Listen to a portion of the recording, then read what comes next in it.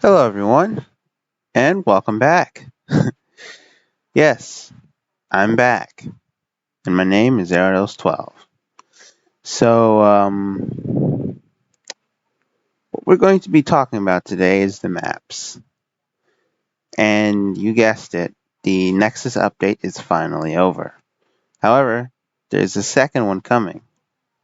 So, let's get into it. First thing you'll notice here on screen is an elevator. What is this map? It's called Safehouse.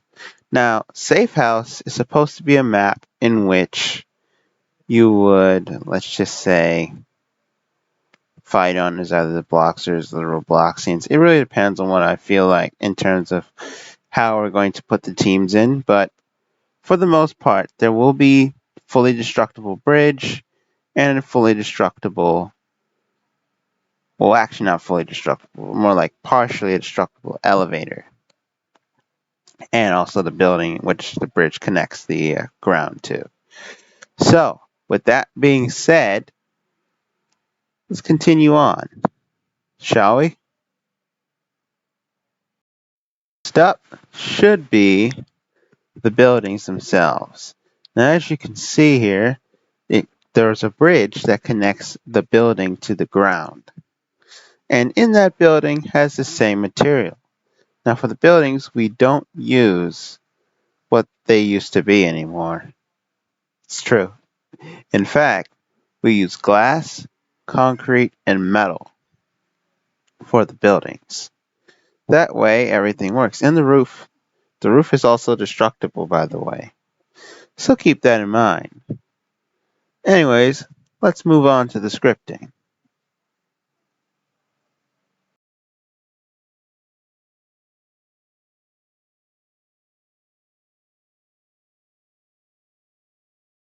The elevator again for this segment.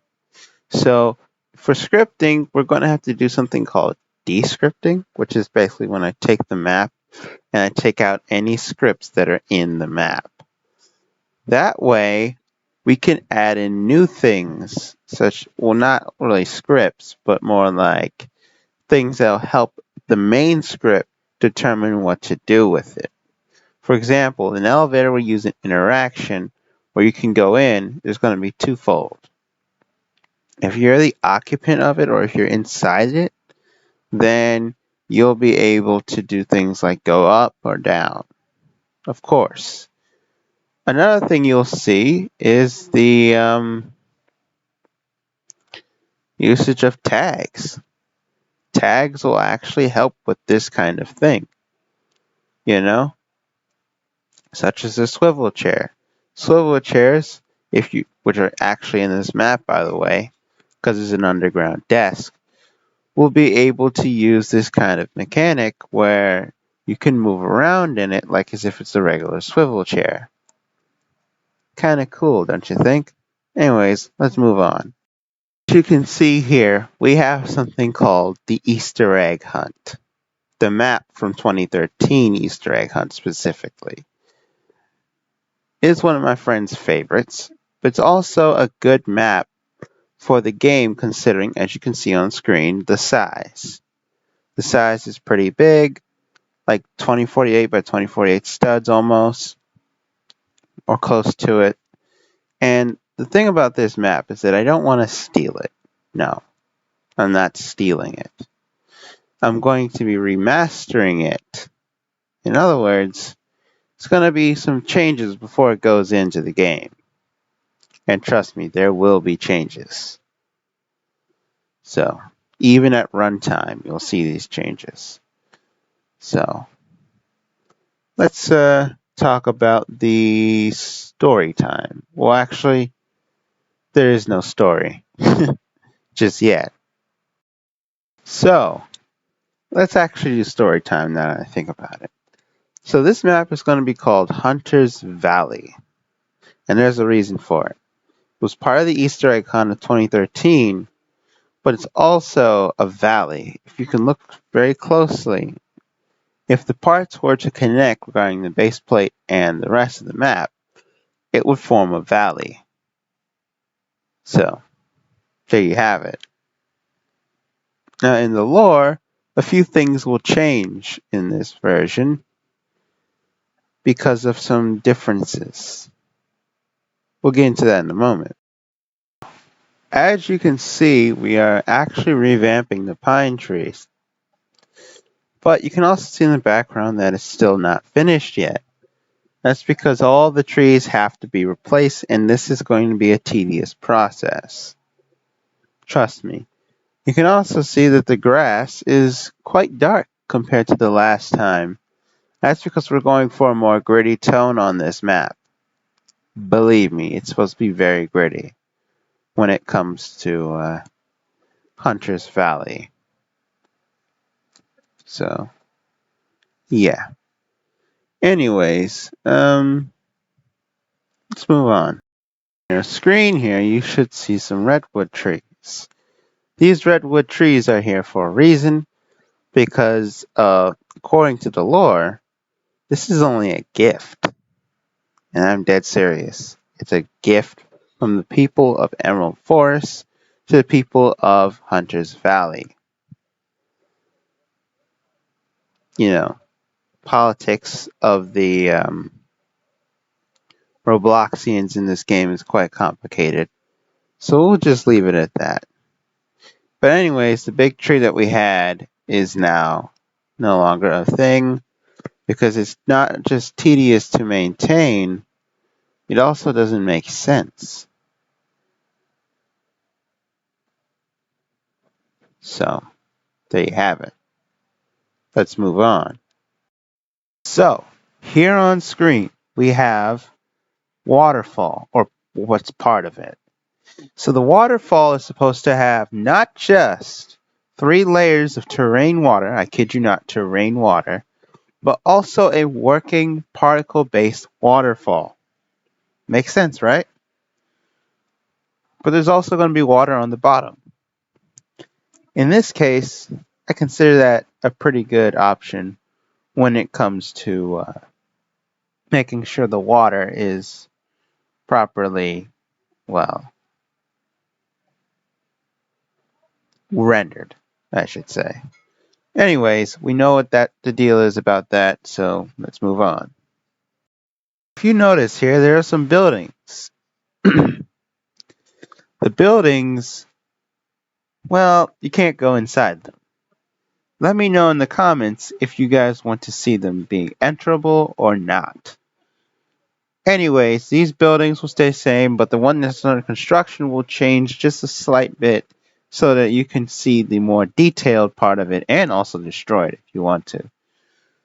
But another thing you'll notice in this picture is that there are cars there. There will be cars, but they will not be the type that you are seeing in the picture. Instead, there will be something sort of like the Polizeiwagen 56 or even the SKW 62K.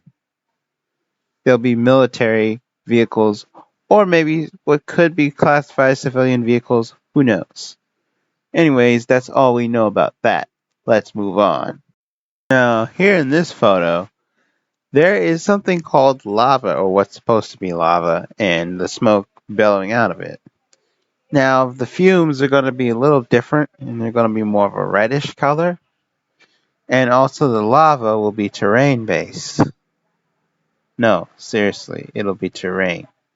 It's the first time we've ever done this with lava, but hey, it works, right?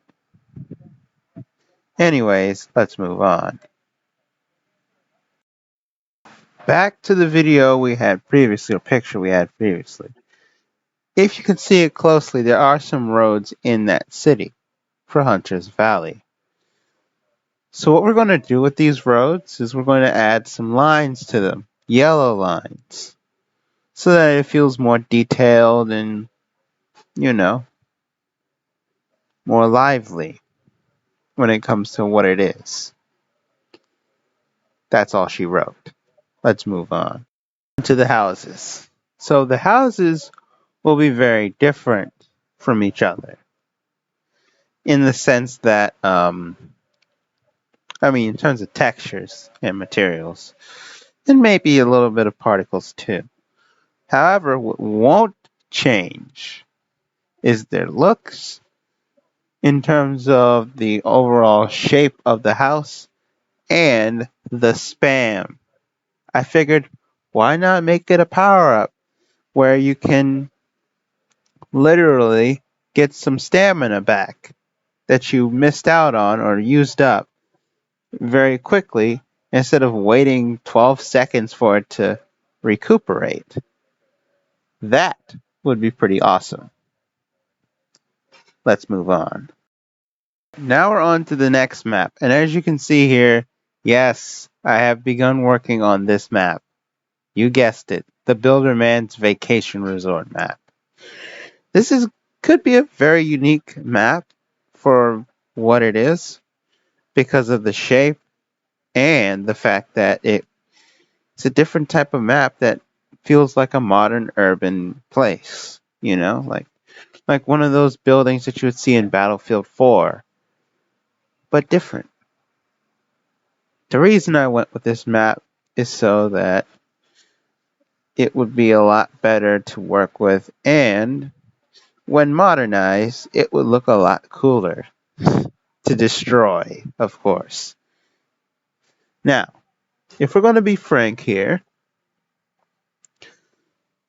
this was supposed to be another place in Robloxia that honors the greats when it comes to that land, such as Builderman and Telemon and all those people.